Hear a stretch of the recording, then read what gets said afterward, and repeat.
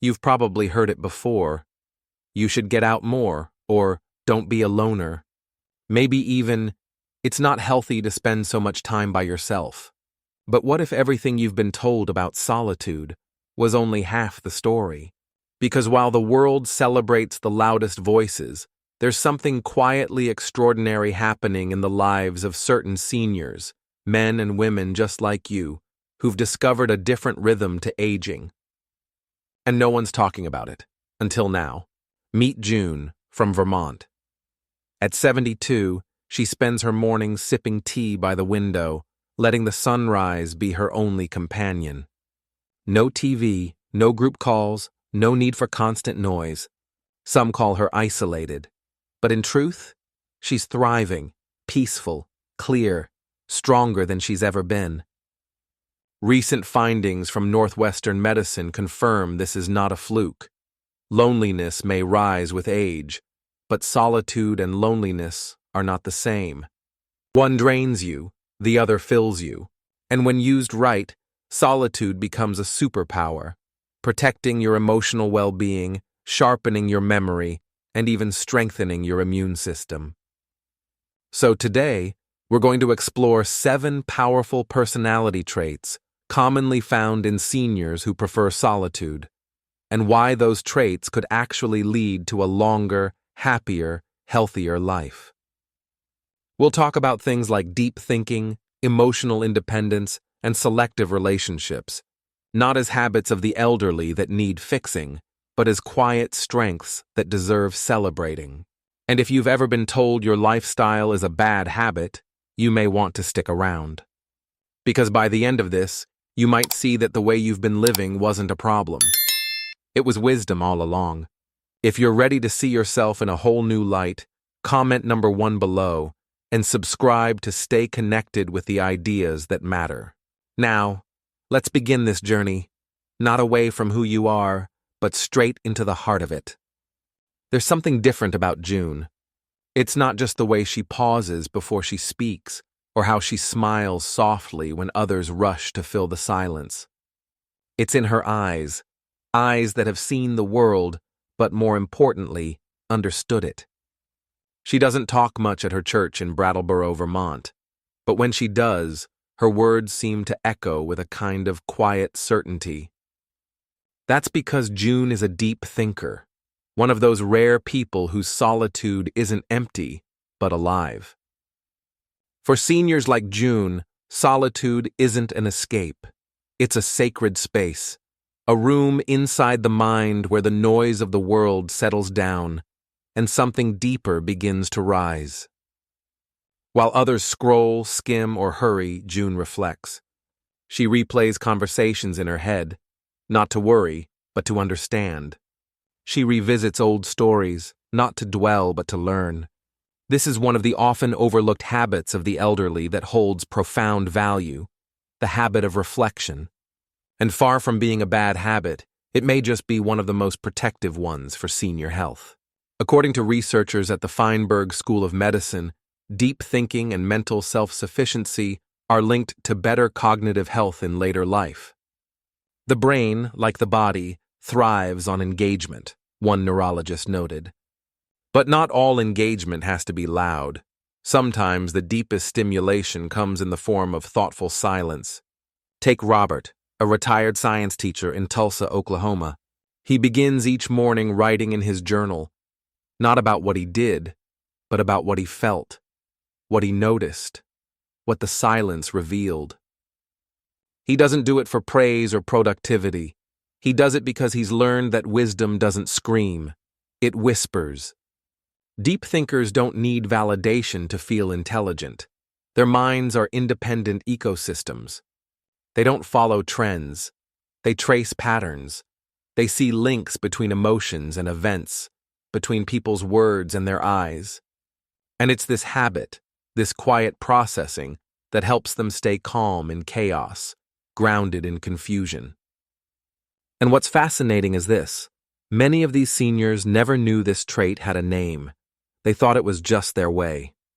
But when you connect the dots, you realize this habit of deep thought may be the key to one of the next great traits we'll explore: emotional independence. And once you understand that, a whole new level of strength begins to show. There was a time when June, like so many others, waited by the phone. A missed call from her daughter in Seattle could send her mood spiraling. A day without a visit from neighbors in Brattleboro made her wonder if she mattered. But somewhere between birthdays forgotten and long, quiet winters, June changed, not out of bitterness, but out of something stronger: clarity. Emotional independence isn't coldness, it's not withdrawal. It's the steady, unshakable warmth that comes when your sense of worth stops, depending on who shows up or who doesn't. It's one of the most underestimated habits of the elderly that brings real resilience, a quiet, uncelebrated skill that keeps the heart steady even when the world gets unpredictable. The habit of checking your phone less, of expecting less from others and offering more to yourself. These aren't bad habits. They're shifts, transformations. They're signs that you've begun to build your peace not around people, but within yourself. Let's talk about Robert again, from Tulsa. After his wife passed, people expected him to collapse. But Robert had already cultivated emotional muscles others hadn't noticed. His morning walks, his writing, his tea by the window, they weren't just routines. They were anchors. He still loved, he still missed, but he didn't fall apart. He was already whole. And here's what's powerful. Emotional independence isn't something you're born with. It's something you grow into. According to a 2020 study in health and quality of life outcomes, seniors who were emotionally self-reliant, especially men who were less neurotic and more conscientious, were significantly less likely to report loneliness 5 years later. That's not just psychology, that's protection. Martha, a friend of June's, still ties her mood to her son's text messages. If he doesn't reply, her whole day darkens. June, however, lights her own candle at dusk. She reads, she stretches, she smiles quietly, not because someone praised her, but because she's proud of herself. This kind of peace makes people magnetic. The less you need, the more people feel safe around you. And that's what leads us to the next trait, a kind of invisible strength that's often misunderstood. It's time we talk about observation, not the loud kind, but the kind that notices what others miss. Don't miss what's coming next. Some people speak with words, others speak through presence. And then, there are those like Robert, the ones who say little, yet notice everything. He doesn't interrupt, he doesn't rush, but he sees the crack in your smile before anyone else does. He knows the rhythm of the birds at dawn, remembers the color of your sweater last Tuesday, and senses when the weather is about to change, not just in the sky, but in you. Being highly observant isn't about being nosy or overly analytical. It's a deep, steady awareness that grows from silence. When you no longer chase noise for comfort, your senses sharpen. This, too, is one of the most powerful habits of the elderly. And yet, it's rarely talked about. June from the earlier story doesn't ask many questions, but when her neighbor's voice trembles just slightly one morning, she notices. She doesn't offer advice. She simply brings over warm banana bread and sits beside her. That small act speaks louder than any lecture. June's habit isn't just kindness, it's attention. This kind of quiet awareness can't be rushed. It's built over years, years of watching, listening, remembering.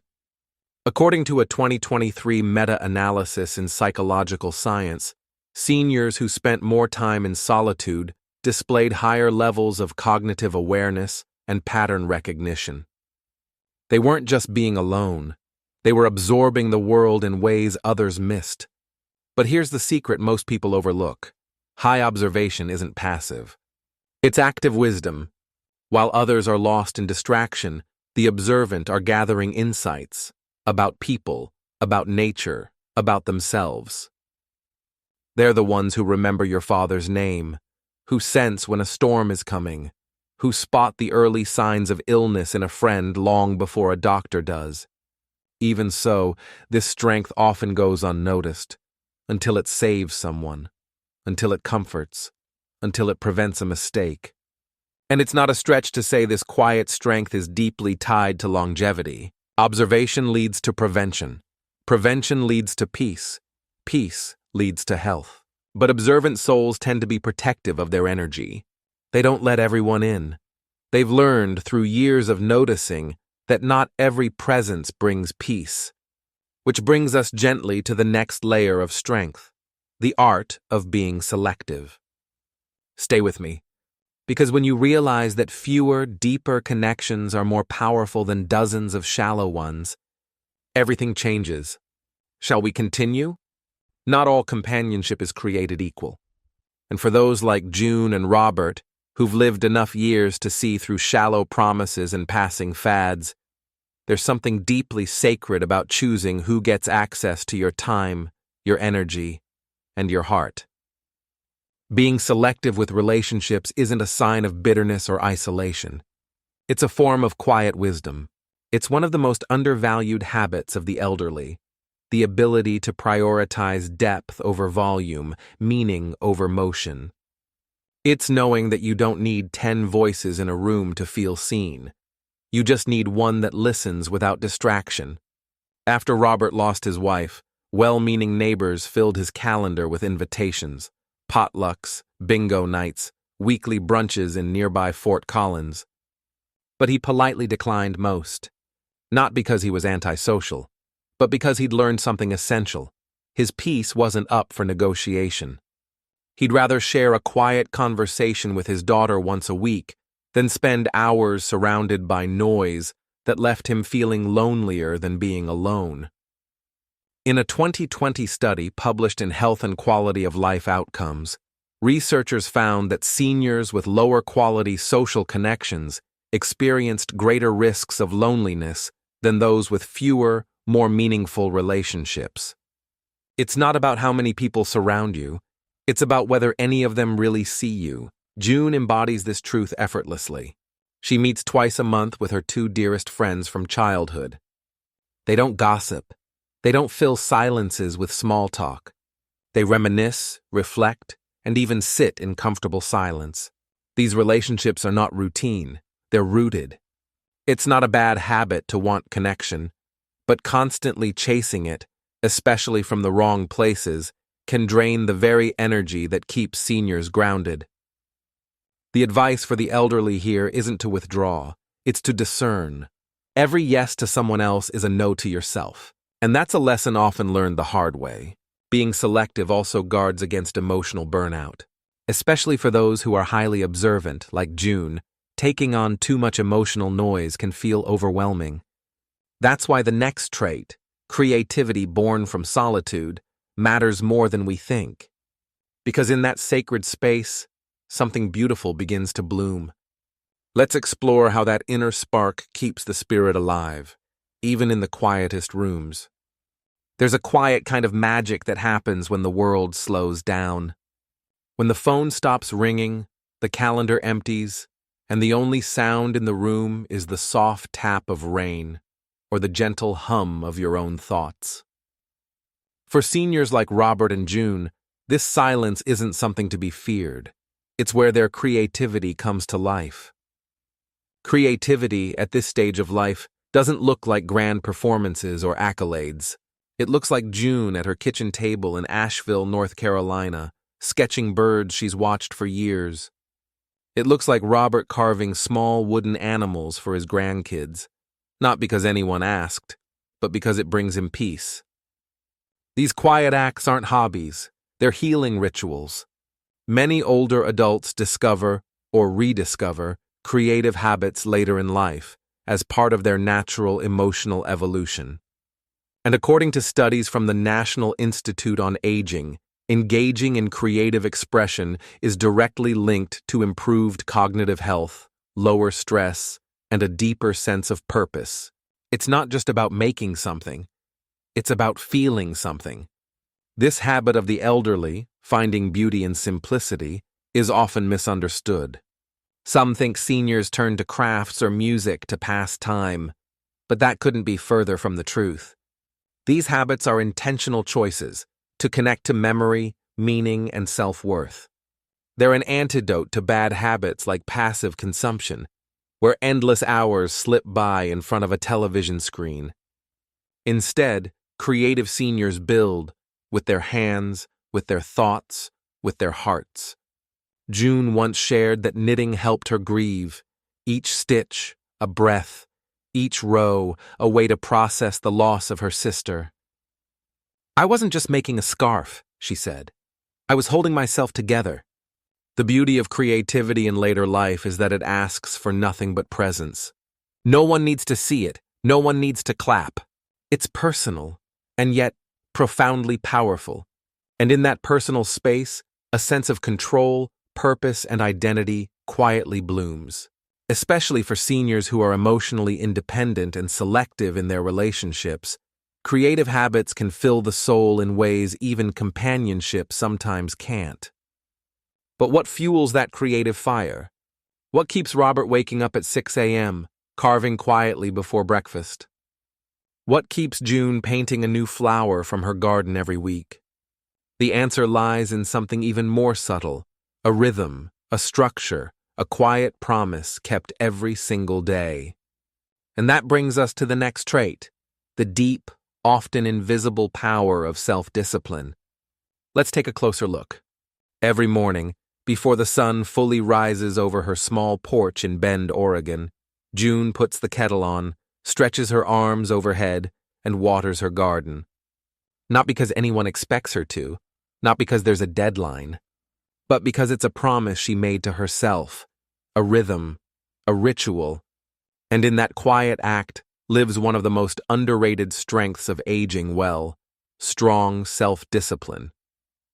Self-discipline isn't about being rigid or denying pleasure. It's about creating gentle anchors that hold you steady when life, health, or relationships shift.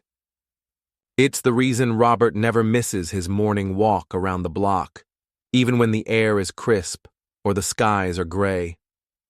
It's why June keeps a log of every book she's read since she retired, taking time to reflect on each one. These aren't just habits of the elderly. They're evidence of an inner structure built over years of showing up for oneself. This kind of discipline is rarely flashy. It doesn't shout. But it speaks volumes when a bad habit threatens to creep in, skipping meals, avoiding movement, letting the days blend together. In those moments, the small rituals become a shield. And according to research from the Feinberg School of Medicine at Northwestern University, seniors who maintain consistent daily routines experience better mental health, lower levels of loneliness, and even reduced risk of cognitive decline. It's not always easy, especially when no one is watching. But that's the point. These men and women, like Robert and June, have learned to trust their own cues more than the ticking clock or outside approval. They know that even the act of making your bed in the morning or taking your vitamins on time is a form of self-respect.